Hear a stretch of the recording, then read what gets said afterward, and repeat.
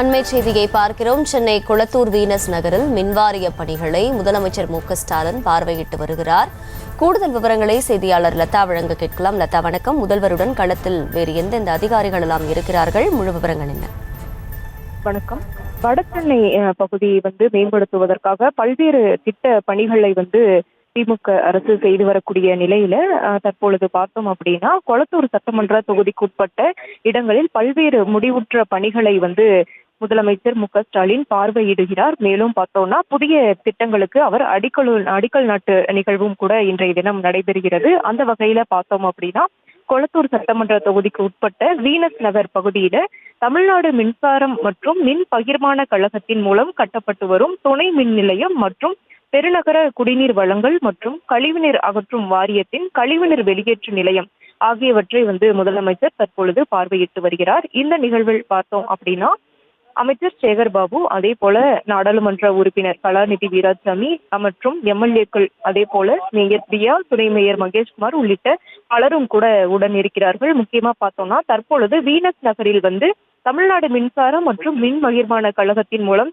கட்டப்பட்டு வரக்கூடிய அந்த துணை மின் நிலையம் மற்றும் பெருநகர குடிநீர் வழங்கல் மற்றும் கழிவுநீர் அகற்றும் வாரியத்தின் கழிவுநீர் வெளியேற்றும் நிலையம் ஆகியவற்றை தற்பொழுது முதலமைச்சர் பார்வையிட்டு வருகிறார். தொடர்ந்து பார்த்தோம்னா, கொளத்தூர் சட்டமன்ற தொகுதியில இன்னும் பல்வேறு நிகழ்ச்சிகளிலும் கூட அவர் பங்கேற்கிறார். அந்த வகையில பார்த்தோம்னா, இன்றைய தினம் மட்டும் 8,45,50,000 ரூபாய் செலவில் முடிவுற்ற திட்ட பணிகளை திறந்து வைப்பதோடு 3,25,40,000 ரூபாய் மதிப்பீட்டில் சீனிவாச நகர் 3வது பிரதான சாலையில் புதிதாக கட்டப்பட உள்ள சென்னை துவக்க பள்ளிக்கு அடிக்கல் நாட்டுகிறார். மேலும் பார்த்தோம்னா, கணேஷ் நகரில் அமைக்கப்பட்டு வரும் வலிகாப்பு துணை மின் நிலையம், அதே போல வீனஸ் நகரில் அமைக்கப்பட்டுள்ள கழிவுநீர் வெளியேற்று நிலையத்தின் செயல்பாடுகள், சென்னை பெருநகர வளர்ச்சி குழுமத்தின் சார்பில் கட்டப்பட்டு வரும் நவீன சந்தை, தணிகாசலம் கால்வாயினை அகலப்படுத்தி மேம்படுத்தும் பணிகள், அதே போல பெரியார் நகர் அரசு புறநகர் மருத்துவமனையில் கூடுதல் கட்டுமான பணிகள் என மொத்தம் இன்றைய தினம் பார்த்தோம் அப்படின்னா 300,16,00,000 ரூபாய் மதிப்பீட்டிலான பணிகளை பார்வையிடுவதோடு அடிக்கல் நாட்டக்கூடிய அந்த நிகழ்வும் கூட இன்றைய தினம் நடைபெற்று வருகிறது. தற்போது பார்த்தோம்னா, வீனஸ் நகரில் அவர் அந்த பார்வையிட்டு வருகிறார். தமிழ்நாடு மின்சாரம் மற்றும் மின் பகிர்மான கழகத்தின் மூலம் கட்டப்பட்டு வரக்கூடிய அந்த துணை மின் நிலையத்தை பார்வையிட்டு வரக்கூடிய அவர் இதற்கு அருகேயே அமைக்கப்பட்டு இருக்கக்கூடிய அந்த பெருநகர குடிநீர் வழங்கல் மற்றும் கழிவுநீர் அகற்றும் வாரியத்தினுடைய அந்த கழிவுநீர் வெளியேற்றும் நிலையத்தையும் கூட தற்பொழுது பார்வையிட்டு வருகிறார். அந்த காட்சிகளை தான் நாம் தற்பொழுது பார்த்து வருகிறோம்.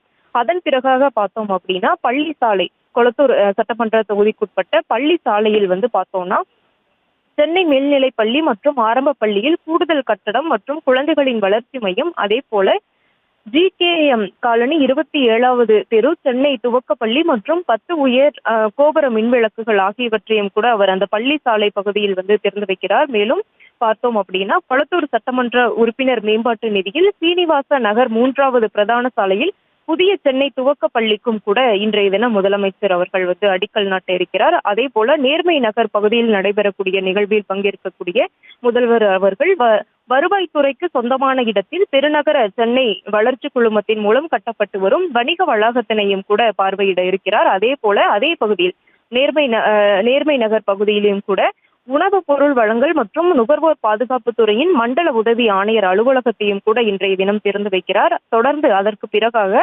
தணிகாசலம் கால்வாய் பகுதியில் நீர்வள ஆதாரத்துறையின் மூலம் தணிகாசலம் கால்வாயில் நடைபெற்று வரும் புனரமைப்பு பணிகளையும் கூட இன்றைய தினம் முதல்வர் பார்வையிடுகிறார். அதே போல பெரியார் நகர் புறநகர் மருத்துவமனை அமைந்திருக்கக்கூடிய நிலையில அங்கே அந்த மருத்துவமனை வளாகத்தில் கூடுதல் கட்டட பணி நடைபெற்று வரக்கூடிய நிலையில அந்த பணியையும் கூட முதல்வர் அவர்கள் பார்வையிட இருக்கிறார். அந்த வகையில முடிவுற்ற பணிகளை பார்வையிடுவதோடு புதிய பணிகளுக்கு இன்றைய தினம் அடிக்கல் நாட்டுகிறார். அந்த வகையில இன்றைய தினம் மட்டும் பார்த்தோம் அப்படின்னா 300,16,00,000 ரூபாய் மதிப்பீட்டிலான அந்த பணிகளை பார்வையிடுவதோடு புதிய பணிகளுக்கு அந்த அடிக்கல் நாட்டக்கூடிய நிகழ்வும் கூட நடைபெற இருக்கிறது.